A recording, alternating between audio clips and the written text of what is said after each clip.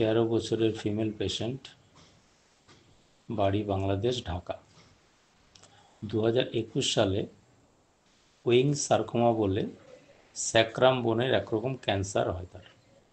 ভারতের চেন্নাইয়ে ট্রিটমেন্ট করে এবং ঢাকায় কেমোথেরাপি নিয়ে আপাতত ক্যান্সার ডিটেক্ট করা যাচ্ছে না, কিন্তু এখন সমস্যা হচ্ছে তার হাইড্রোনেফ্রোসিস, অর্থাৎ কিডনিতে জল জমে আছে, প্রস্রাবটা পুরোপুরি ক্লিয়ার হয় না, ব্লাডারে 150 ml ইউরিন থেকে যাচ্ছে, আর ইউরিনটা 1.5 থেকে 2 ঘন্টার বেশি ধরে রাখতে পারে না, নাহলে লিকেজ হয়ে যায়, তাই ডায়াপার পরে থাকতে হয়।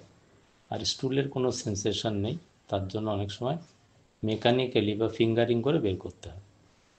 এই অবস্থায় তারা পারফেক্ট হিলের সঙ্গে যোগাযোগ করে।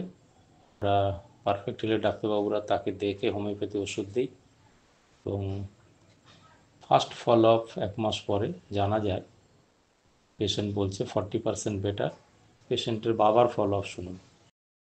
আমি কালকে আপনারা ফোন দিছিলাম, আজকে আরেকবার দেখলাম আমার নাওয়ারের তো ইনশাল্লাহ ওর ভালো একটা ইমপ্রুভমেন্ট দেখতেছি। এই যে আজকে বা গতকালকে বা তার আগের দিন, এখন তো প্রায় 4 ঘন্টা, 3.5 থেকে 4 ঘন্টার মতো প্রস্রাব মোটামুটি ধরে রাখতে পারতেছে, লিক হচ্ছে না। তো আমি চিন্তা করলাম যে এটা আপনাদেরকে জানানো উচিত, আপনি আমাকে কাইন্ড একটু ইনস্টার্ট করবেন। Thank you.